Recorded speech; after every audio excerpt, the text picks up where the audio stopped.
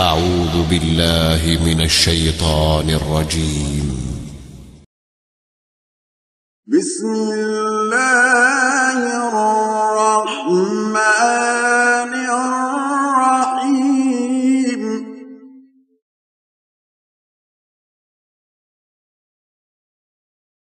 الحمد لله الذي أنزل على عبده الكتاب ولم يجعل له عوجا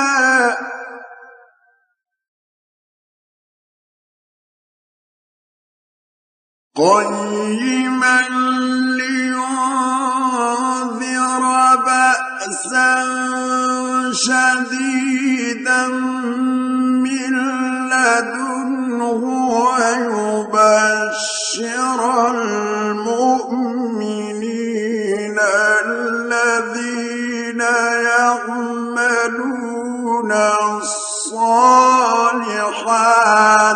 أن لهم أجرا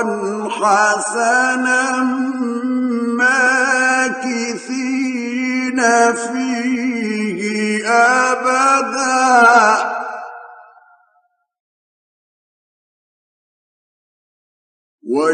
وينذر الذين قالوا اتخذ الله ولدا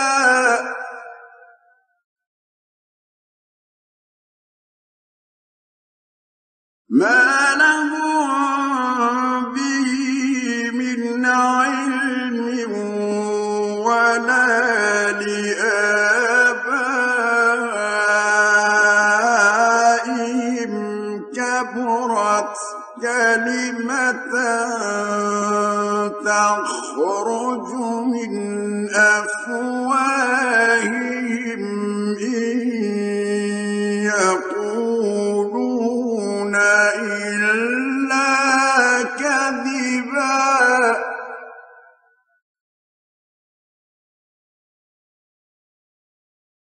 فلعلك باخع نفسك على آثارهم إن لم يؤمنوا بهذا الحديث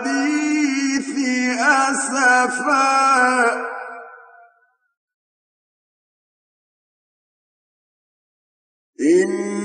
إنا جعلنا ما على الأرض زينة لها لنبلوهم أيهم أحسن عملا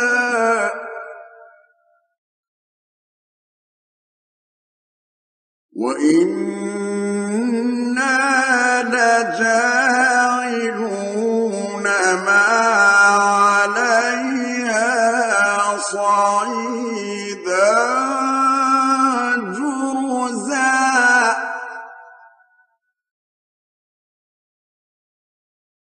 أم حسبت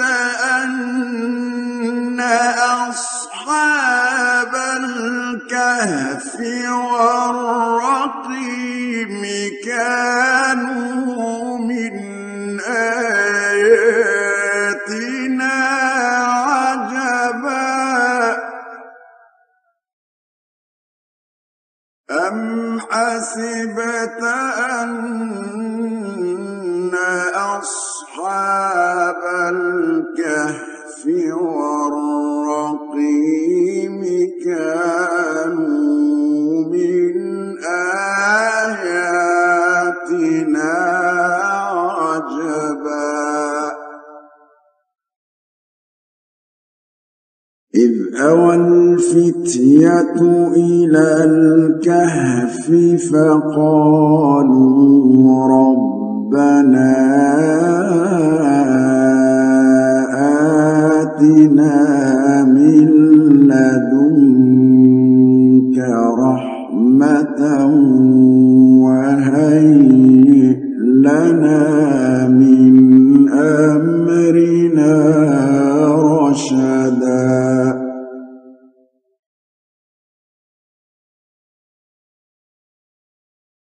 فضربنا على آذانهم في الكهف سنين عددا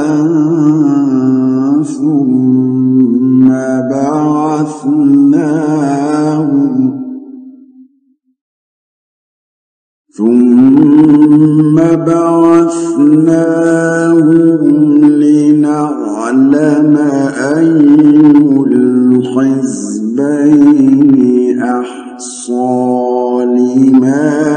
لبثوا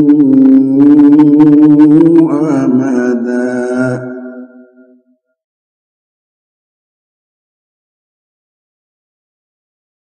نحن نقص عليك نبأهم بالحق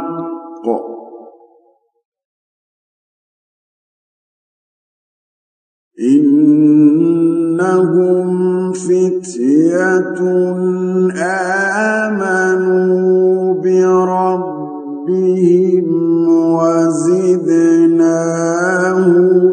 هدى وربطنا على قلوبهم إذ قاموا فقالوا ربنا رب السماوات والأرض لن ندعو من دونه إلها لقد قلنا إذا شططا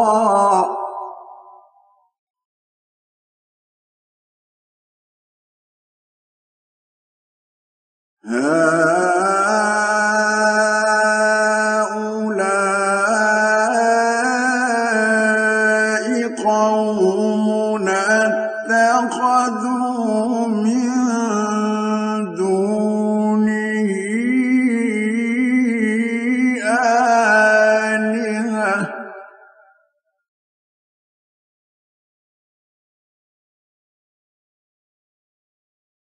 لولا يأتون عليهم بسلطان بين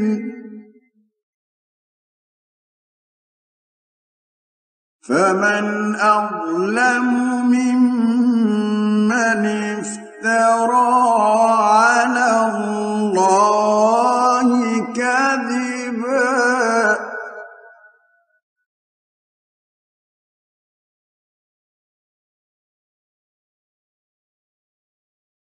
وإذ اعتزلتموهم وما يعبدون إلا الله فأووا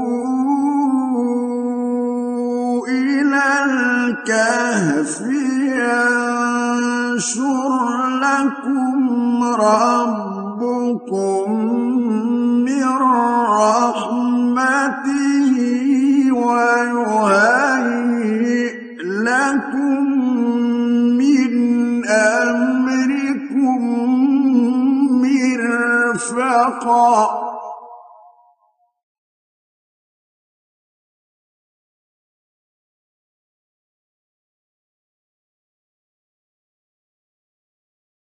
وترى الشمس إذا طلعت تزاور عن كهفهم ذات اليمين وإذا غربت تقرضهم نعرضهم ذات الشمال وهم في فجوة منه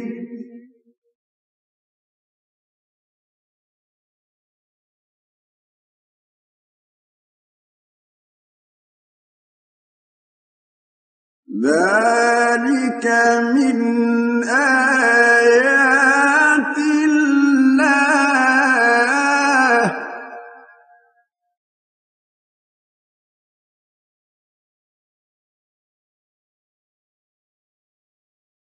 من يهد الله فهو المهتد ومن يضلل فلن تجد له وليا مرشدا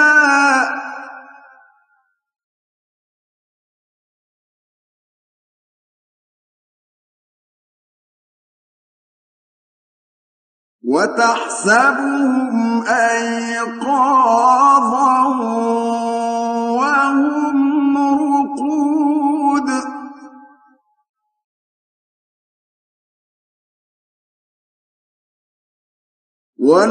ونقلبهم ذات اليمين وذات الشمال وكلبهم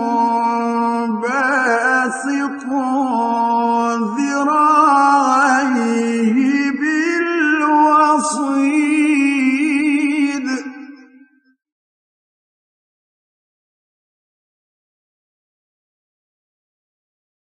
لو اطلعت عليهم لوليت منهم فرارا ولملئت منهم رعبا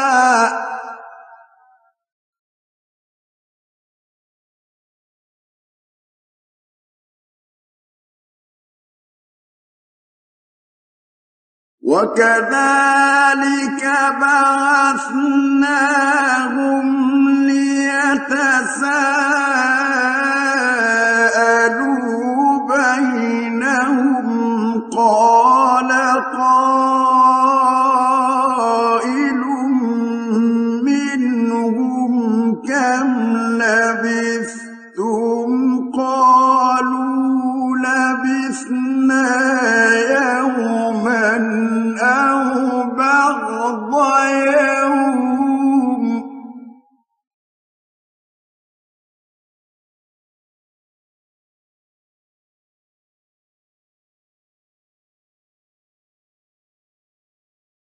قالوا ربكم أعلم بما لبثتم فبعثوا أحدكم بورقكم هذه إلى المدينة فلينظر أيها أزكى طعاما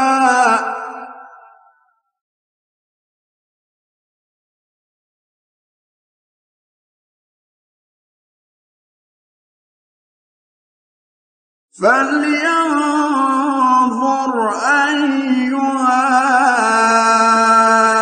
أزكى طعاما فليأتكم برزق منه وليتلطف ولا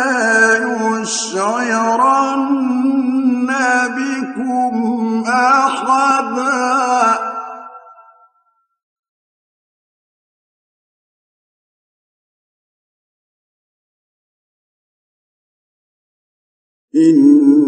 إنهم إن يظهروا عليكم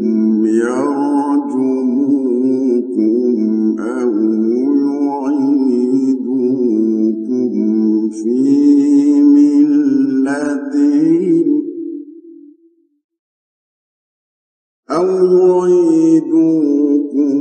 في ملتهم ولن تفلحوا إذا أبدا.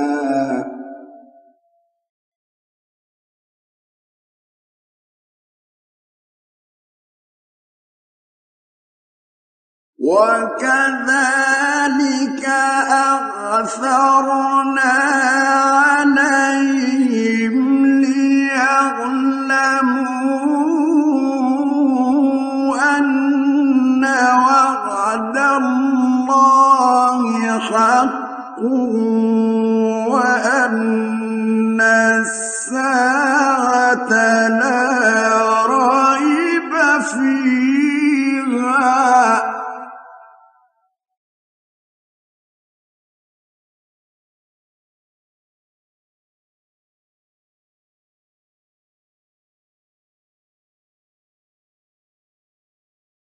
وأن الساعة لا ريب فيها إذ يتنازعون بينهم أمرهم فقالوا ابنوا عليهم بنيانا أعلم بهم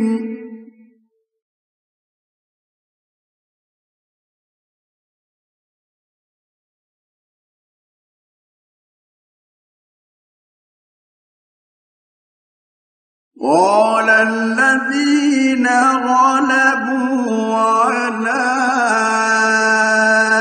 أمرهم لنتخذن عليهم مسجدا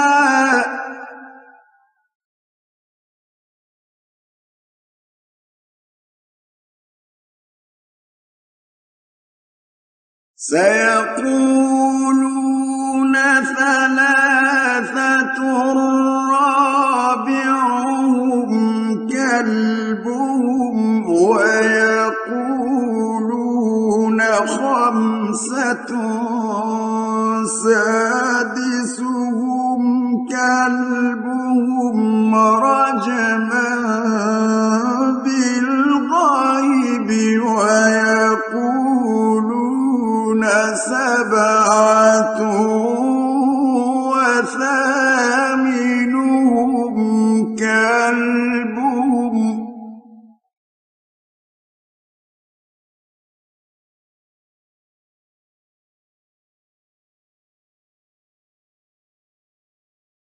قل ربي أعلم بعدتهم ما يعلمهم إلا قليل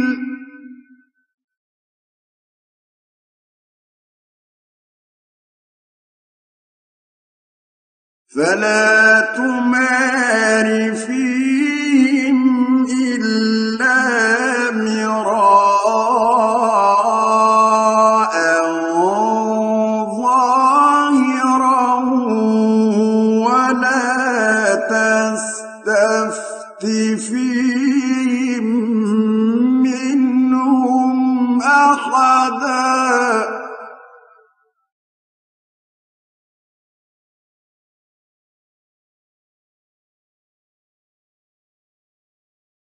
ولا تقولن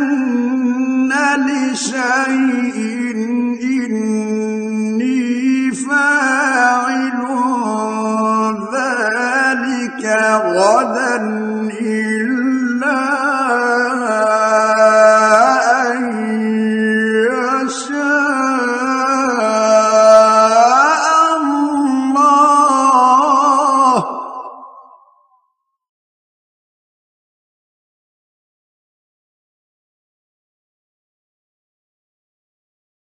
واذكر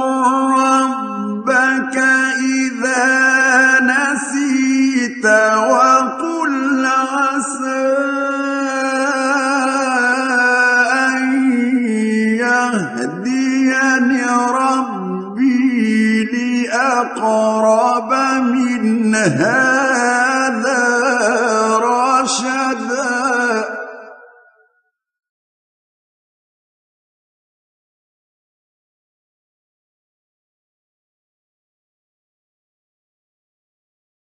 ولبثوا في كهفهم 300 سنين وازدادوا 9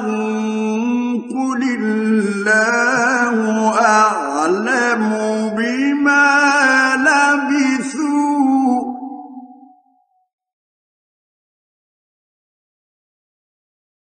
له غيب السماوات والأرض أبصر به وأسمع ما لهم من دونه من ولي ولا يشرك في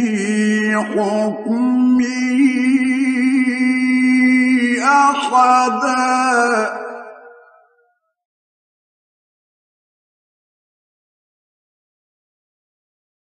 واتل ما أوحي إليك من كتاب ربك لا مبدل لكلماته ولن تجد من دونه ملتحدا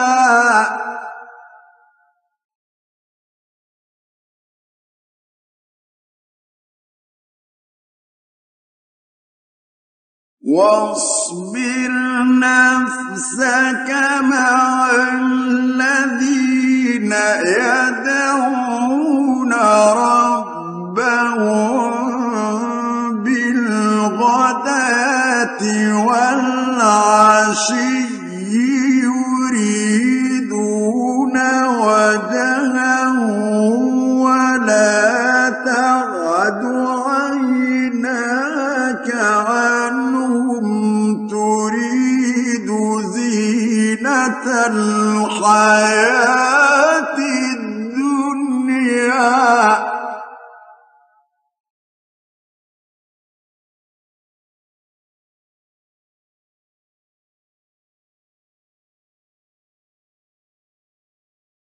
ولا تطع من أغفلنا قلبه عن ذكرنا واتبع هواه وكان أمره فرطا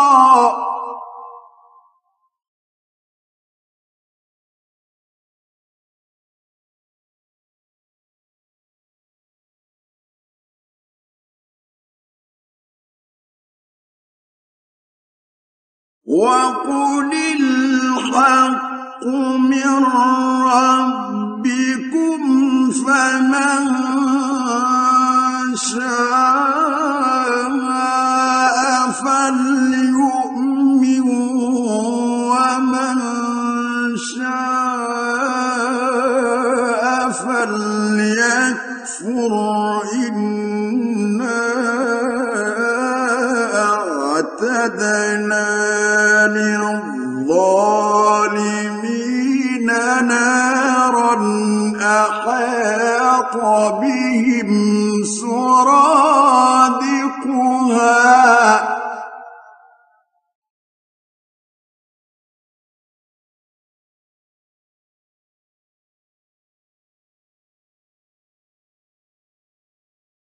وإن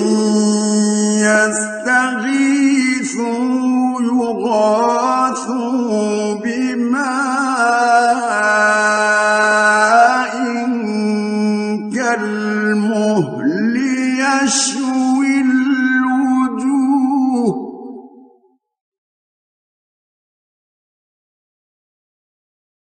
بئس الشراب وساءت مرتفقا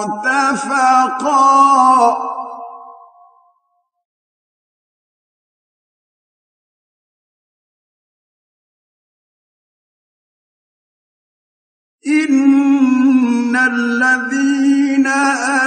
آمنوا وعملوا الصالحات إنا لا نضيع أجر من أحسن عملا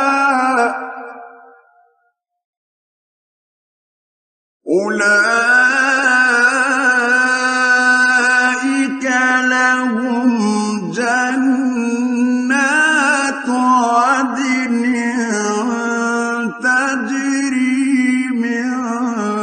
تحتهم الأنهار يحلون فيها من أساور من ذهب ويلبسون ثيابا خضرا من سندس واستبرق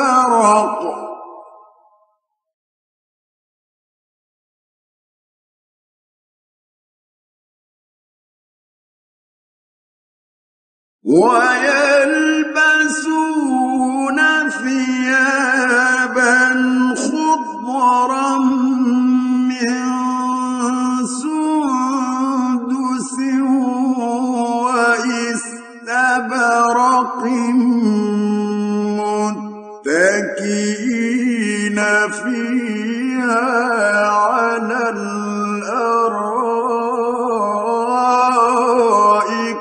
نعم الثواب وحسنت مرتفقا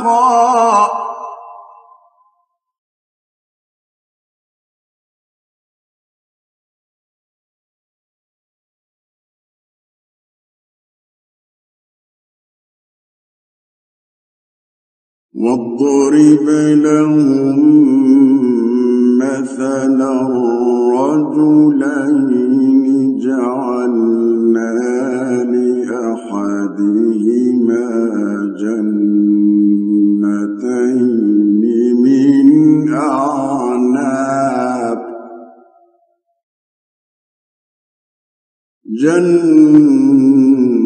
جنتين من أعناب وحففناهما بنخل وجعلنا بينهما زرعا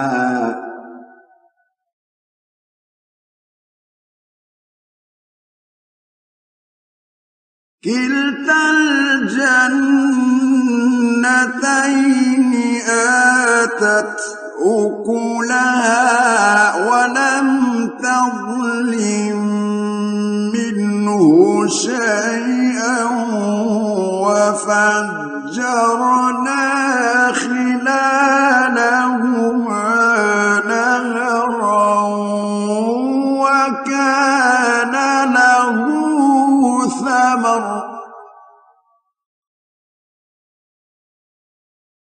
وكان له ثمر فقال لصاحبه وهو يحاوره أنا أكثر منك مالا وأعز نفرا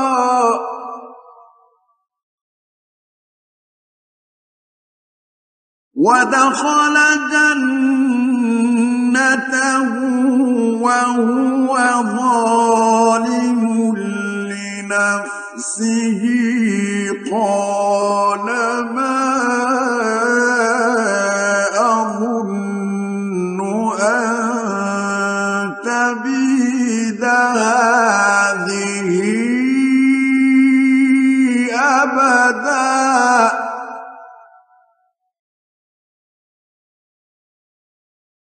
وما أظن الساعة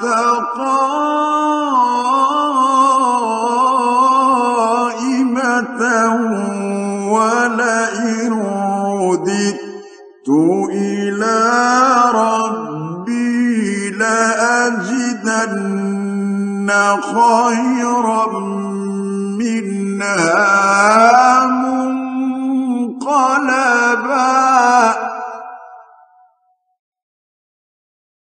قال له صاحبه وهو يحاوره أكفرت بالذي خلقك من تراب ثم من نطفة ثم سواك رجلا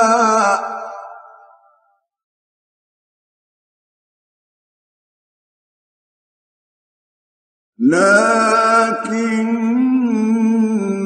هو الله ربي ولا أشرك بربي أحدا ولولا إذ دخلت جنتك قلت ما شاء الله لا قوة إلا بالله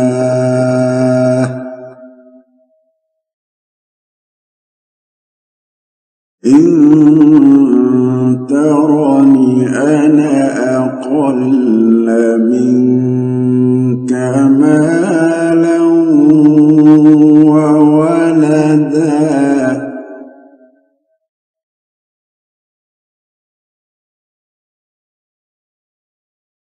فعسى ربي أن يؤتيني خيرا من جنتك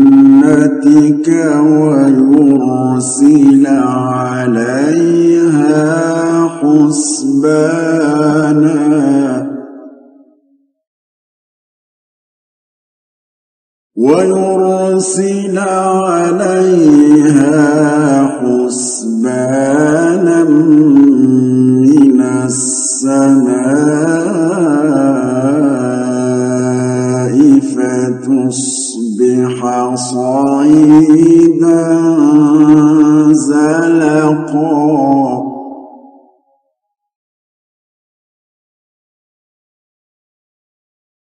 أو يصبح ماؤها غورا فلن تستطيع له طلبا وأحيط بثمره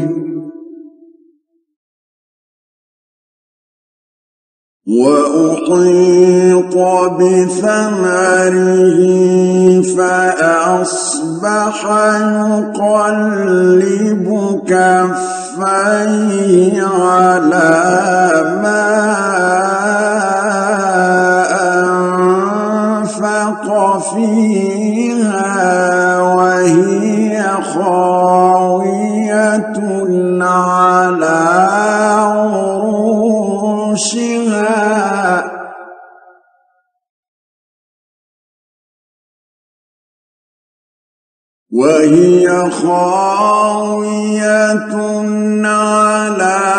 عروشها ويقول يا ليتني لم أشرك بربي أحدا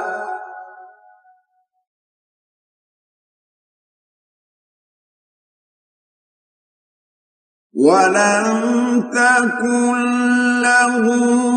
فئة ينصرونه من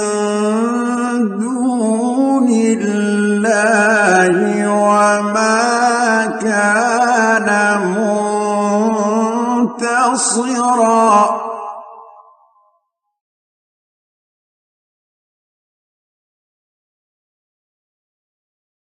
هنالك الولاية لله الحق هو خير ثوابا وخير عقبا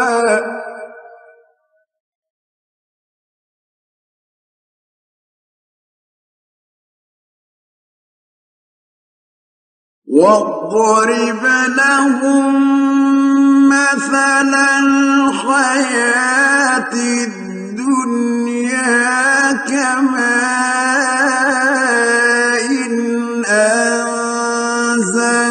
أنزلناه من السماء فاختلط به نبات الأرض فأصبح هشيما تذروه الرياح وكان الله على كل شيء مقتدرا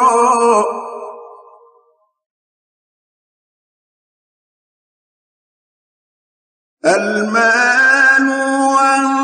والبنون زينة الحياة الدنيا والباقيات الصالحات خير عند ربك ثوابا وخير أملا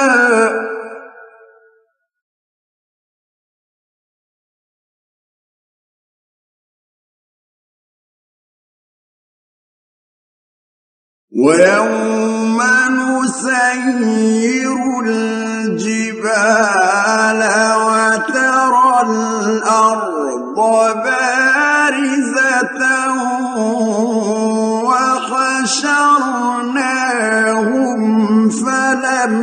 نغادر منهم أحدا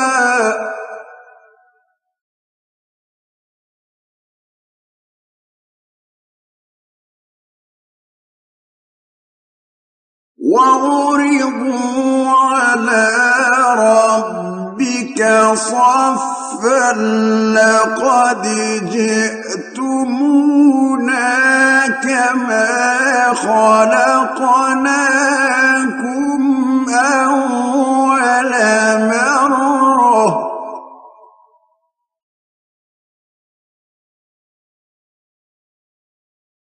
بل زعمتم أن لن نجعل لكم موعدا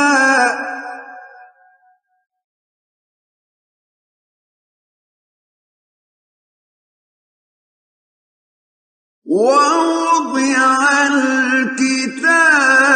فترى المجرمين مشفقين مما فيه ويقولون يا ويلتنا ما لهذا الكتاب لا يغادر صغيرة ولا كبيرة إلا أحصاها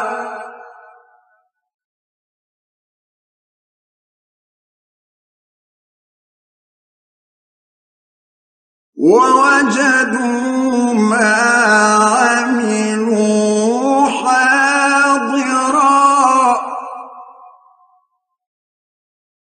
ولا يظلم ربك أحدا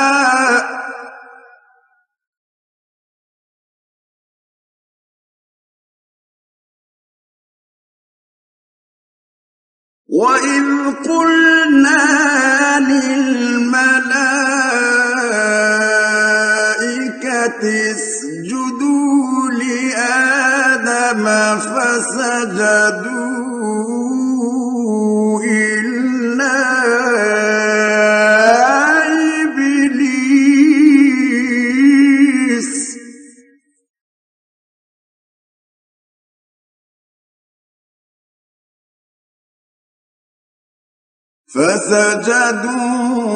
فسجدوا إلا إبليس كان من الجن ففسق عن أمر ربه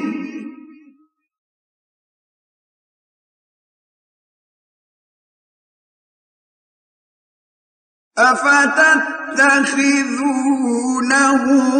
وذريته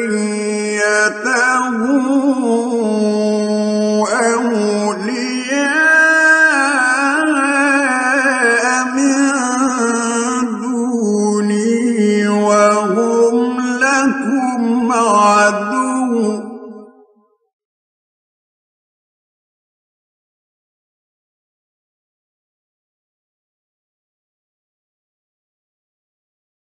بئس للظالمين بدلا ما أشهدتهم خلق السماوات والأرض ولا خلق أنفسهم وما كنت متخذ المضلين عضدا ويوم يقول نادوا شركائي الذين زعمتم فدعوهم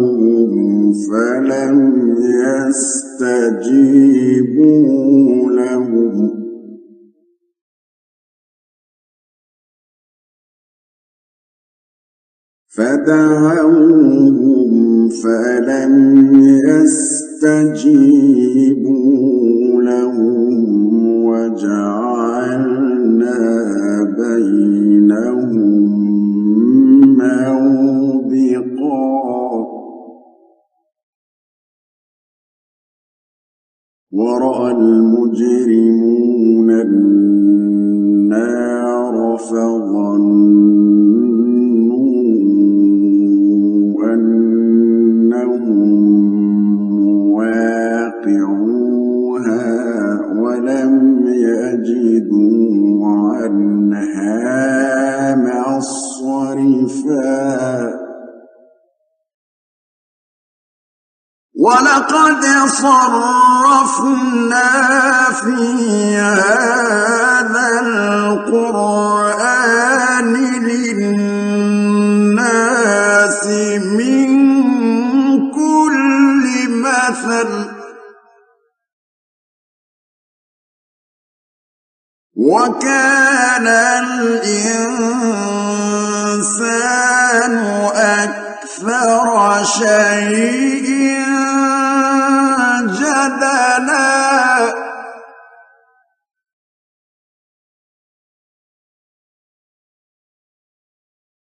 وما منع الناس أن يؤمنوا إذ جاءهم الهدى ويستغفروا ربهم إلا أن تأتيهم تأتيهم سنة الأولين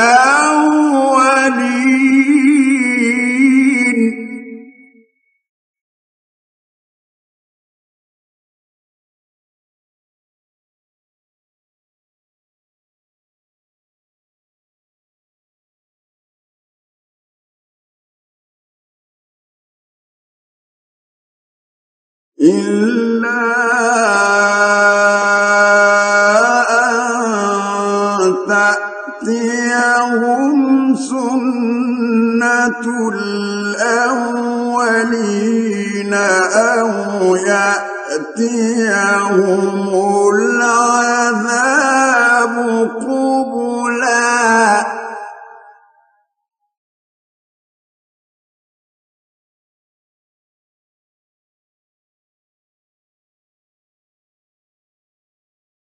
وما نرسل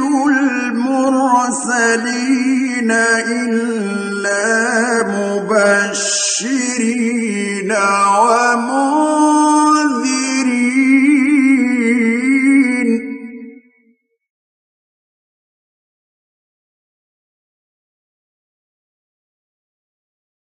ويجادل الذين كفروا بالباطل ليدحضوا به الحق واتخذوا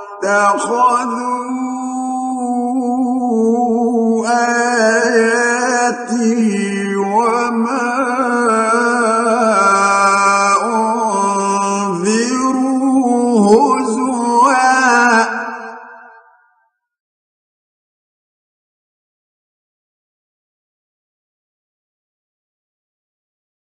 ومن أظلم ممن ذكر بآيات ربه فأعرض عنها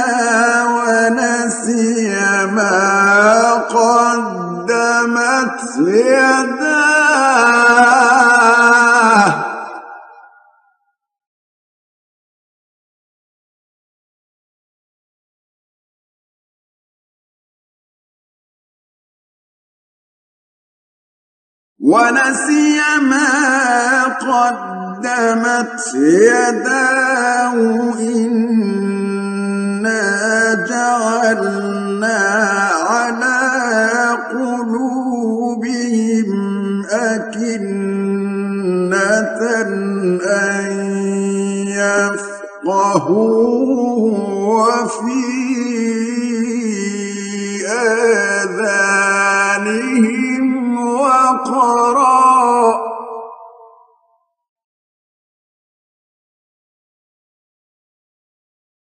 وإن تدعوهم إلى الهدى فلن يهتدوا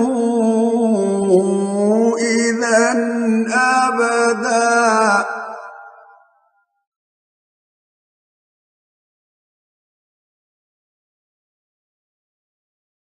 وربك الغفور ذو الرحمة لو يؤاخذهم بما كسبوا لعجل لهم العذاب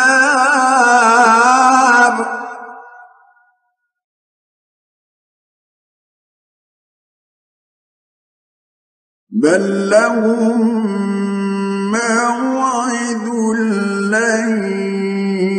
يجدوا من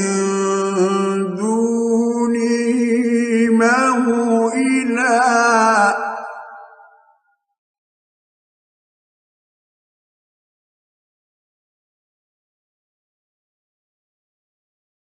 وتلك القرى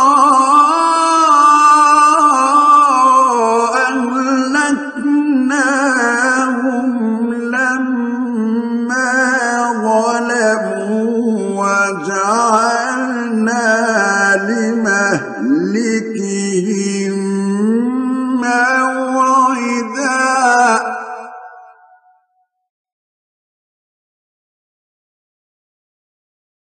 وإذ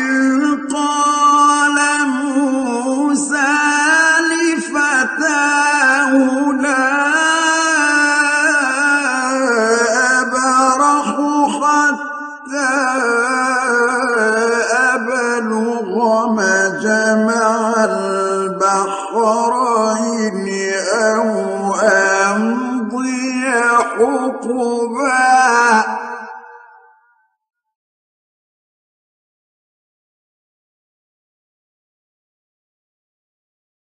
فلما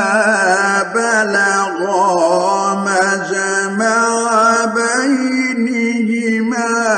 نسيا حوتهما فاتخذ سبيله في البحر سربا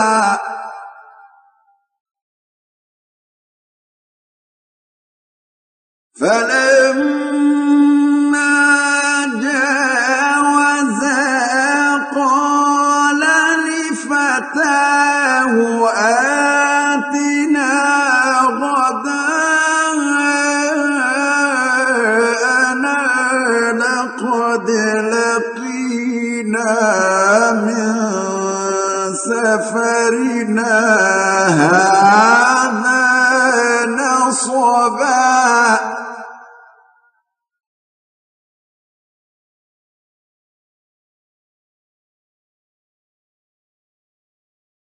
قال أرأيت إذ أوينا إلى الصخرة فإني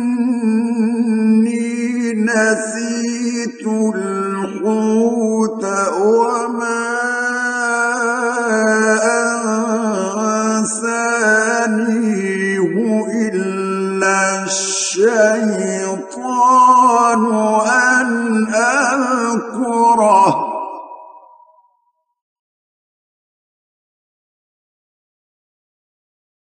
واتخذ سبيله في البحر عجبا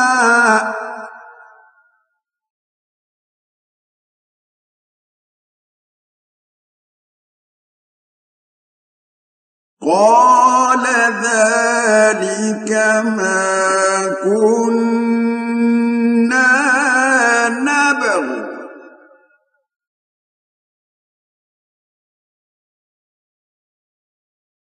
فارتدا على آثارهما قصصا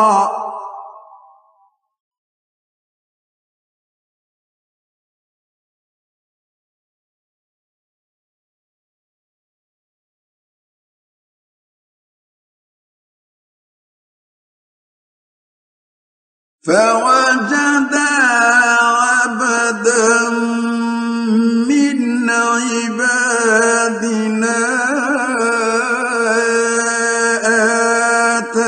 آتيناه رحمة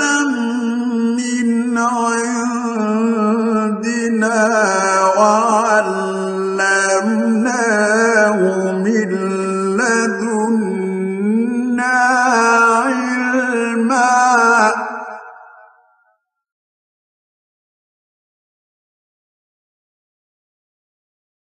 قال له موسى هل أتبعك ولا أن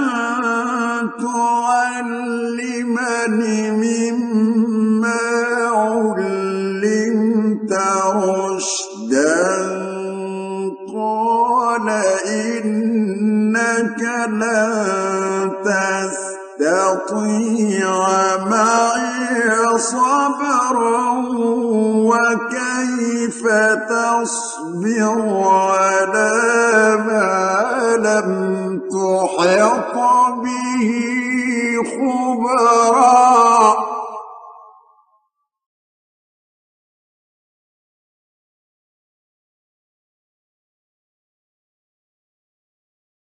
قال ستجدني إن شاء الله صابرا ولا أعصي لك أمرا.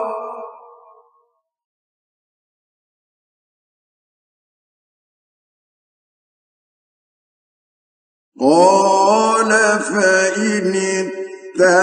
اتبعتني فلا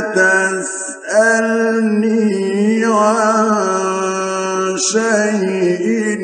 حتى أحدث لك منه ذكرا.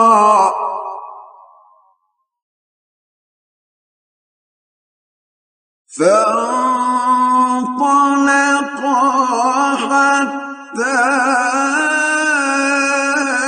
إذا ركبا في السفينة خرقها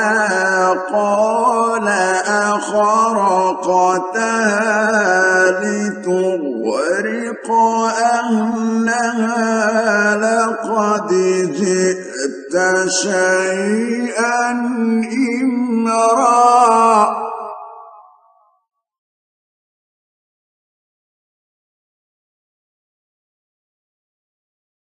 قال ألم أقل إنك لن تستطيع معي صبرا. قال لا تؤاخذني بما نسيت ولا ترهقني من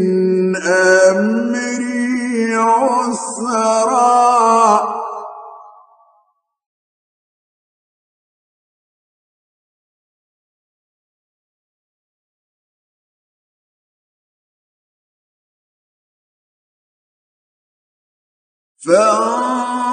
فانطلقا حتى إذا لقيا غلاما فقتله قال أقتلت نفسا زكية بغير نفس لقد جئت شيئا نكرا.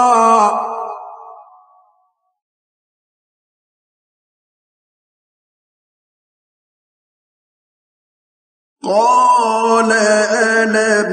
أقل لك إنك لن تستطيع معي صبرا. قال إن سألتك عن شيء بعدها فلا تصاحبني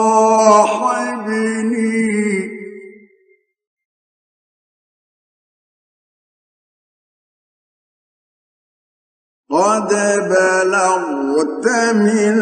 لدني عذرا.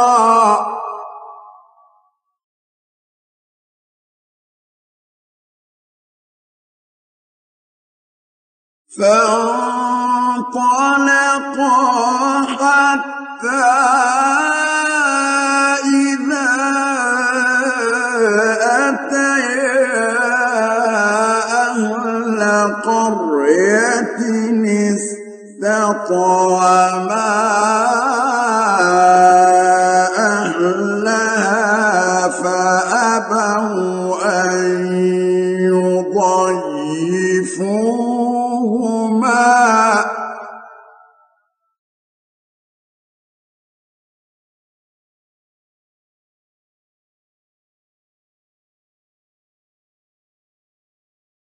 فأبوا أن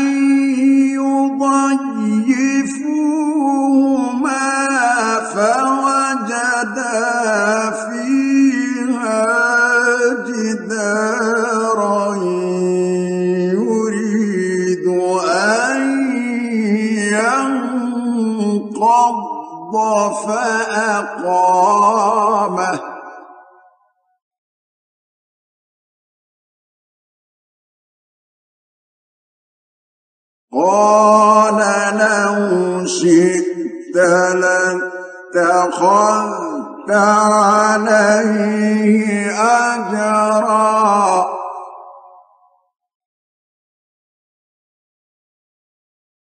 قال هذا فراق بيني وبينك قال هذا فراق بيني وبينك سأنبئك بتأويل ما لم تستطع عليه صبرا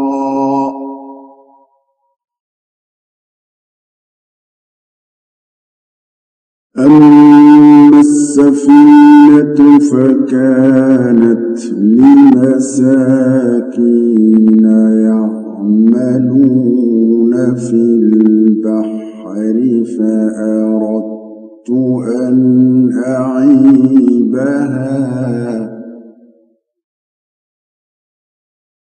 فأردت أن أعيبها وكان وراءهم ملك يأخذ كل سفينة غصبا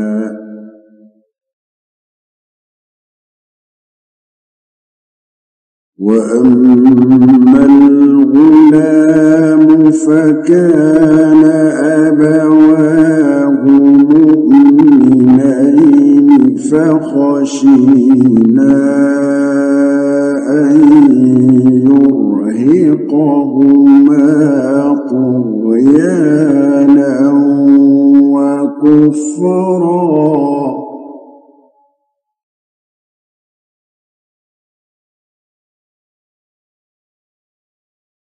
فأردنا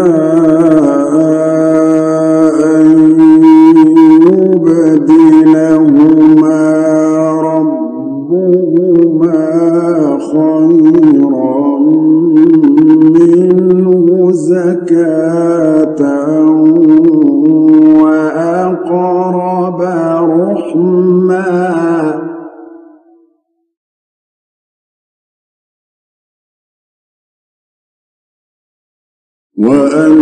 وأما الجدار فكان لغلامين يتيمين في المدينة وكان تحته كنز لهما وكان أبوهما صالحا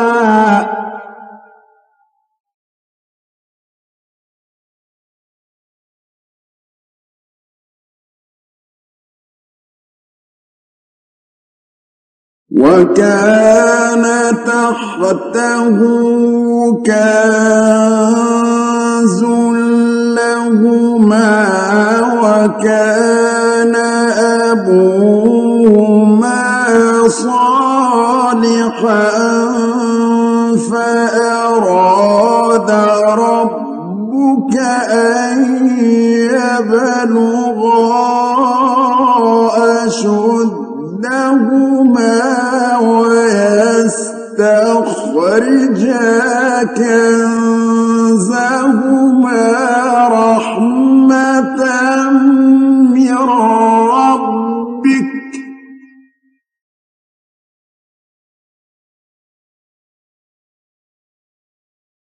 وما فعلته عن أمري ذلك تأويل ما لم تستطع عليه صبرا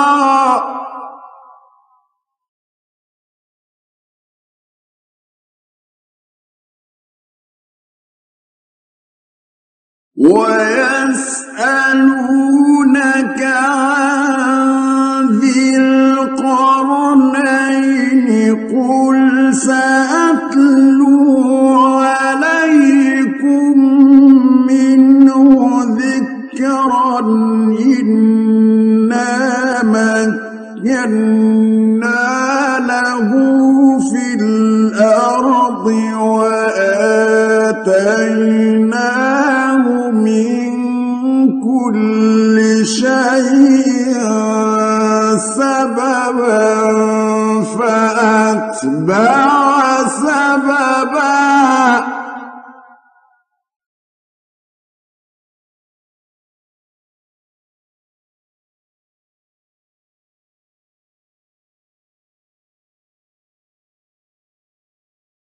حتى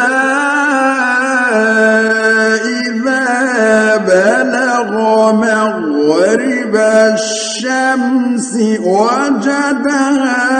تغرب في عين حمئة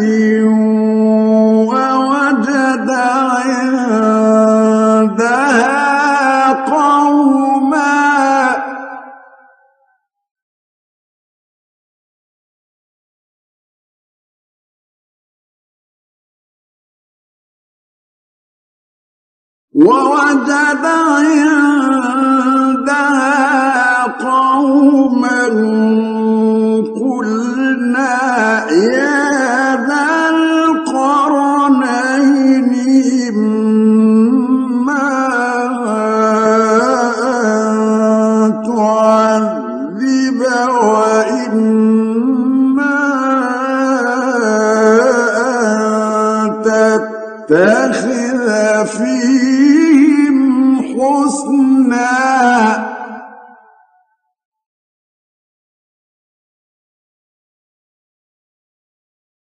قال أما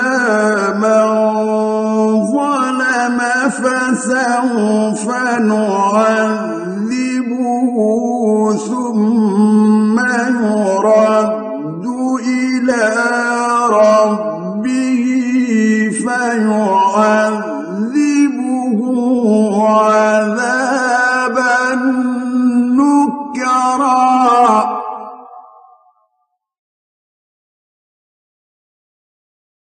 وأما من آمن وعمل صالحا فله جزاء الحسنى وسنقول له من أمرنا يسرا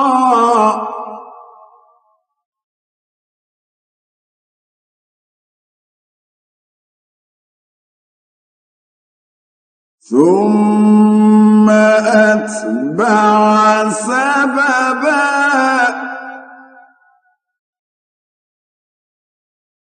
حتى إذا بلغ مطلع الشمس وجدها تطلع على قوم لم نجعل لهم من دونها سترا كذلك وقد أحطنا بما لديه خبرا ثم أتبع سببا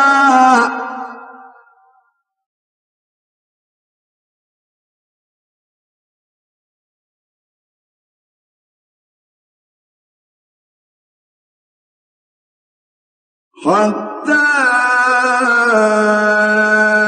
إذا بلغ بين السدين وجد من دونهما قوما لا يكادون يفقهون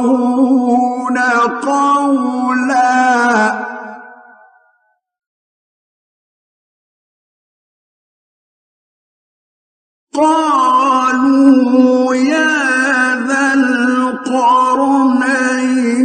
إن يأجوج ومأجوج مفسدون في الأرض فهل نجعل لك خرجا على أن تجعل بيننا وبينهم سدا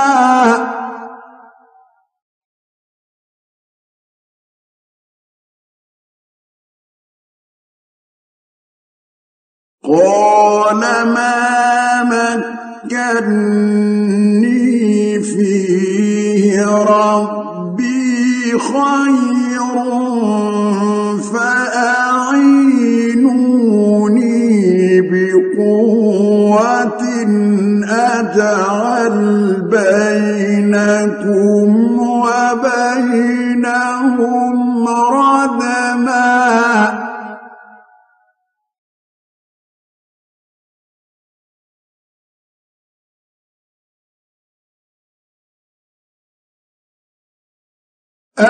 آتوني زبر الحديد حتى إذا ساوى بين الصدفين قال انفخوا حتى إذا جعله نارا قال آتوني أفرغ عليه قطرا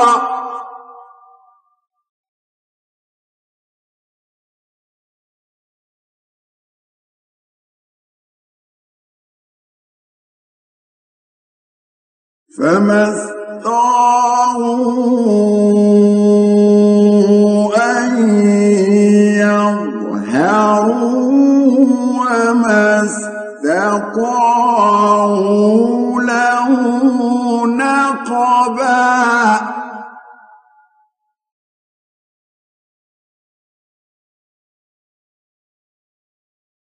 قال هذا رحمة من ربي فإذا جاء وعد ربي جعله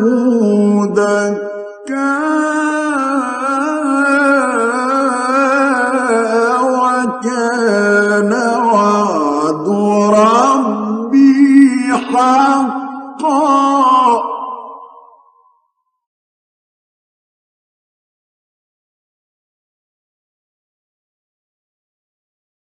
وتركنا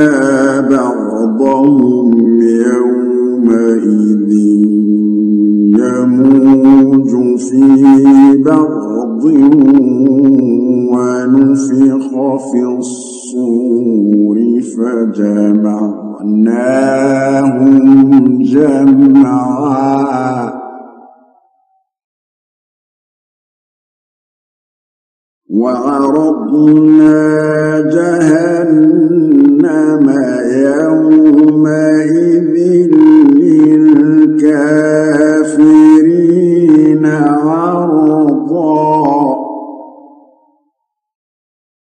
الذين كانت أعينهم في غطاء عن ذكري وكانوا لا يستطيعون سمعا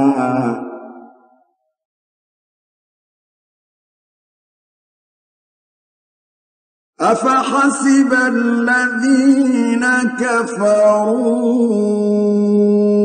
أن يتخذوا عبادي من دوني أولياء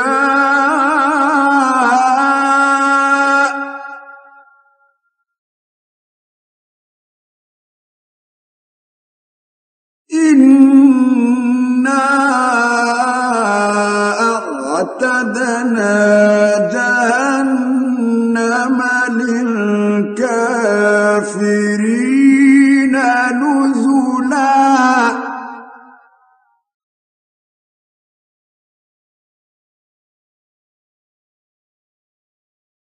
قل هل ننبئكم بالأخسرين أعمالا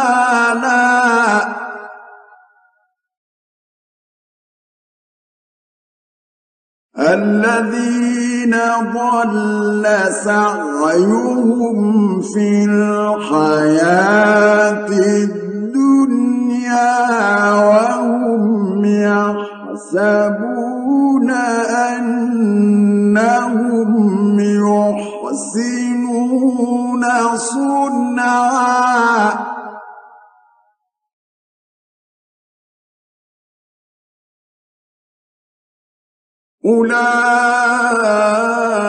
أولئك الذين كفروا بآيات ربهم ولقائه فحبطت أعمالهم فلا نقيم لهم يوم القيامة وزنا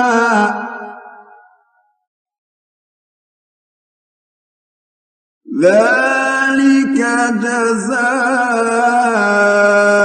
جزاؤهم جهنم بما كفروا واتخذوا آياتي ورسلي هزوا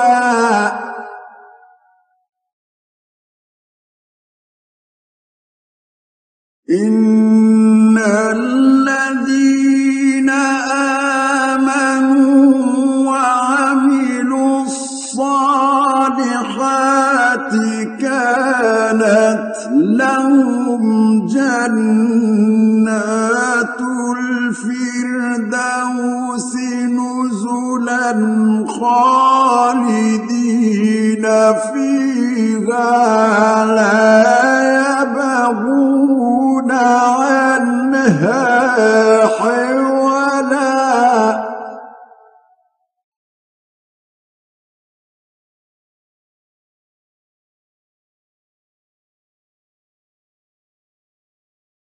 قل لو كان البحر مدادا لكلمات ربي لنفد البحر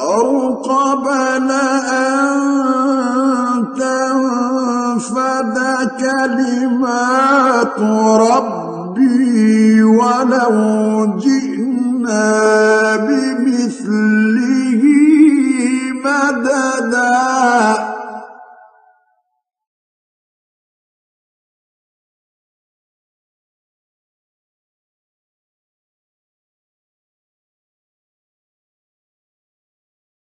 قل إنما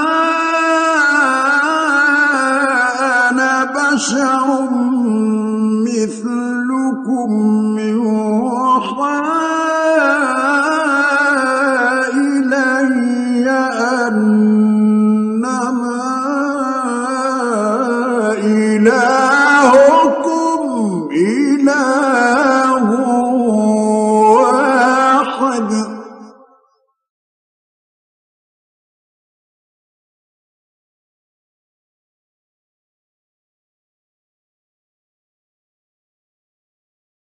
فمن كان يرجو لقاء ربه فليعمل عملا صالحا ولا يشرك بعبادة ربه أحدا